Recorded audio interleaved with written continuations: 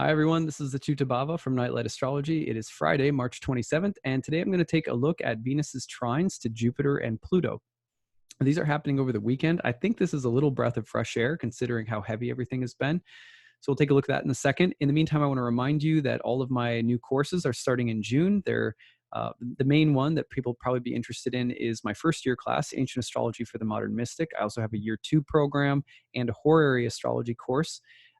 Ancient Astrology for the Modern Mystic meets about 30 times on the year, plus 12 guest lectures, tons of bonus material, optional homework, a certification track if you're interested. Because I wasn't sure if I was going to hold the class or not, but there's been steady interest in it, so I've decided to keep it open. The early bird rate's in effect. There's a payment plan, as well as obviously the thing that I really hope people will take advantage of is the need-based tuition. Usually that's for people like single parents or people who are unemployed or on disability or something like that. But I've opened that up to anybody who is struggling due to the coronavirus and is looking for maybe a good, healthy way of occupying your time and your mind.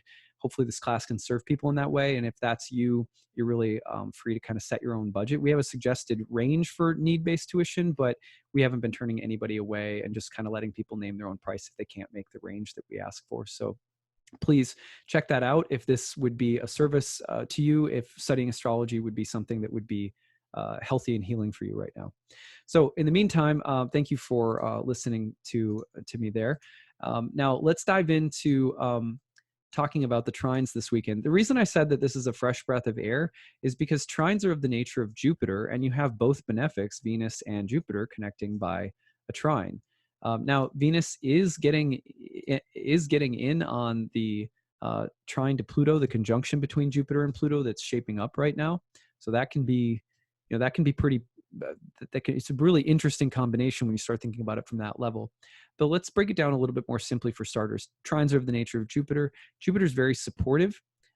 It's a benefic planet that confirms things, gives the thumbs up, gives the green light, makes things grow, adds blessings, usually means that some form of support or aid will come or arrive. This is the kind of thing when if you're looking for someone to approve a grant that you're hoping to get, Venus-Jupiter trine would be a really good sign. If you're looking for allies or friends or cooperation and productivity, this is a good trine. If you're looking for some silver lining within an overwhelming, difficult situation, this is a good trine for that. It's also just a trine that can mean, Venus and Jupiter get together, that there's an aura of sort of like extravagance, indulgence, beauty, sensuality, like a lot of corona babies could be conceived this weekend. Venus Jupiter it would be hard to imagine people like really going over the top right now, like going out and buying a bunch of materialistic things because no one's shopping, and as far as I know the malls are closed. But Venus Jupiter would normally be like, be careful that you don't go max out a credit card at I don't know what, Macy's or something, you know what I mean, like some over the top material indulgence or eating too much, something like that.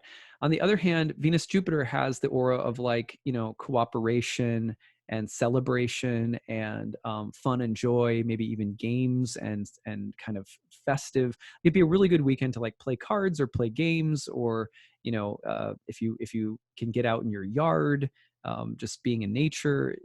The Venus Jupiter trine has that feeling, the aura of beauty, and it's very pleasing and uplifting. So I'm hoping that, like we're planning on everyone in my house getting over a cold, thankfully not the death cold, but we're all getting over, this stuff is still going around, the normal stuff too. So we're all getting over that. We're hoping to have a bonfire this weekend. And it's a good weekend for that kind of mood, for the mood of like, let's celebrate, let's have fun.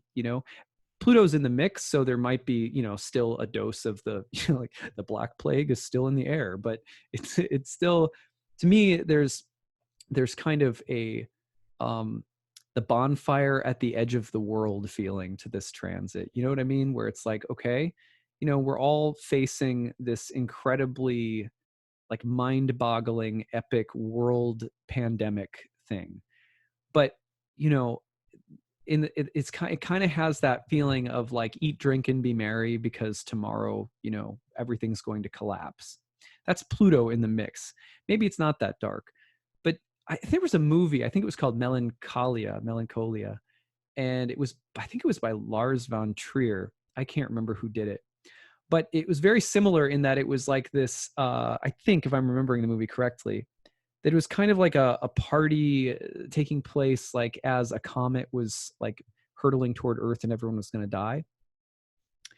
It has the Pluto might give it the tinge of like, well, why don't we just play rummy? Because it's like the angel of death is at the doorstep, but like, hold on, right? We're gonna play some rummy and have some cheese and crackers. You know what I mean? So that's the mood maybe with Pluto in the mix.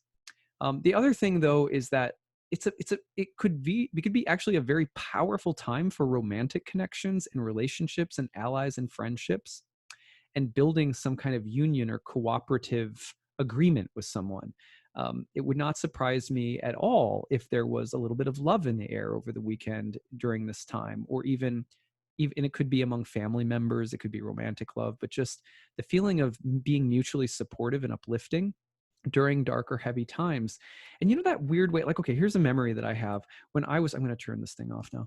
When I was like when I was a kid, I used to go to Bible camps during the summer because I was a preacher's kid, right? So I always go to like church camp. And there was always like kind of like an altar call around the bonfire at some point during the week, usually toward the end.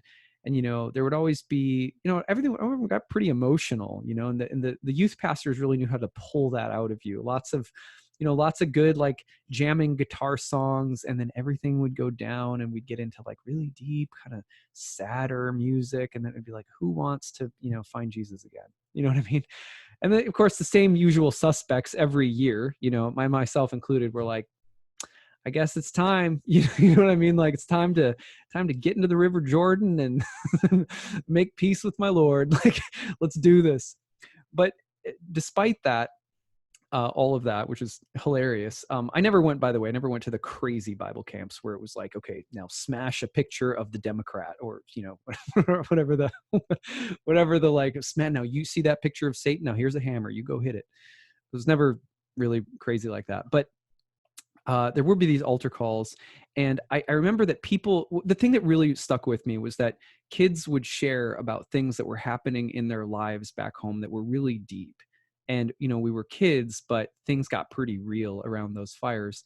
And then I remember, it would get people would cry, and the kids would be putting our arms around each other. And it was like, honestly, one of my most cherished childhood memories were these moments.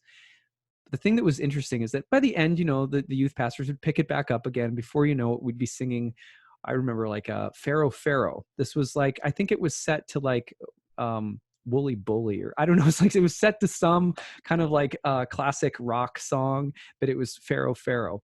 And there were others too that were like these kind of crazy Christian like praise and worship songs. And they were always upbeat, and there was always like hand actions and all this stuff. And they would kind of get upbeat again. But then, what would happen is that the counselors would let us kind of linger around the fire in the evening for a while. And we would sit there, and oftentimes just kind of, it was this glow. It was usually like the last night of camp or something like that. And there would be this glow there where you felt connected to people in a complete way. You had fun with people, you fought with people, you smelled gross people all week, and yet somehow you felt connected to everyone. The darkness was sort of out there for everyone to see. The false presumptions you made about being better than this kid, or that kid being better than you, or whatever, were sort of eliminated. And everyone was just sitting in the beauty of this space. And oftentimes there would be maybe some marshmallows before, we finally ended up going to bed or whatever. I was looking at this transit this morning, when I was meditating on it, I was really thinking of those moments and how important it is that there be a mixture of sort of somber sharing and vulnerability, and kind of, letting things pour forth if they need to, but also like mixing in with it a celebratory mood. And children are really good at that. Like, we were having a conversation with my daughter last night about the coronavirus, and she looked right at us. We were kind of explaining it to her, because she's like, why aren't we going anywhere? You know what I mean? Like, so we were kind of explaining it to her, and she looked at us and she was like, will people die? You know, she asked that question, and we were like, yeah, you know, people will. And she was really serious, you know. And anyway, so things got really serious, and we all kind of went to that space together, and it was really touching. Like I was anticipating kind of just like rationally explaining it, but it really affected her because she knows there's something weird about us all staying in right now. And then what we did after that was really cool. So I have this little like home planetarium thing. It just projects like stars up onto the ceiling. And so we turned off all the lights, and we we projected the stars up onto the ceiling. And she said something that was really beautiful after we were laying there for a while, and the mood had kind of lightened. You know what I mean? Like the mood had lifted up, and we were kind of having fun again, and we'd gotten past everything about the coronavirus. But then it was quiet for a second, and she said, do you think that when the people die, they'll go up to the stars? And it just, I don't know, it just got me. It like really, really touched me. And I could just feel that there was this deep echo of what's happening in the world right now that was sitting into like my 4.5-year-old. Sorry, I didn't think I was going to get emotional. And then we came back to it, you know, we came back to it. It was like a rhythm. And I've just been noticing that lately, that there's like a rhythm of mourning and of fear and anxiety and deeper, heavier stuff. It's coming up between my wife and I. It's really healing. It's really beautiful. It's also sometimes scary. You know, when we all got the cold, you know, when we got sick, we went through some panic a little bit together, like, oh my God. Um, you know, but then inevitably it comes back to this rhythm that I know I can trust, that's also very joyful and really uplifting. And so I guess one of the things that I was hopeful about in seeing this transit of Venus to Pluto and Jupiter this weekend is that we can remember that we need to find little waves to ride together. We talk about serious things, we move through serious things, and then we relieve ourselves with joy and laughter and celebration and doing fun things together. But it's okay for it to keep kind of ebbing and flowing like that. And I think that the good news about this weekend is that, you know, we might see a little bit more of a rise in the celebratory dimension of what's happening, or the need to ride for as deep and heavy as it is, to sprinkle in that sense of camaraderie and love and togetherness. And so I'm sure a lot of you have already been feeling this. I just wanted to share a few stories from what's going on with my life. Did not mean to cry. And also just hopefully give some uplifting news about the transits of the weekend. So please let me know how it's going. How are you experiencing Venus, Jupiter? If I accidentally took you back to Bible camp and it was traumatizing for you, I'm really sorry. And I hope that otherwise you guys have a really great weekend. Take it easy. Bye.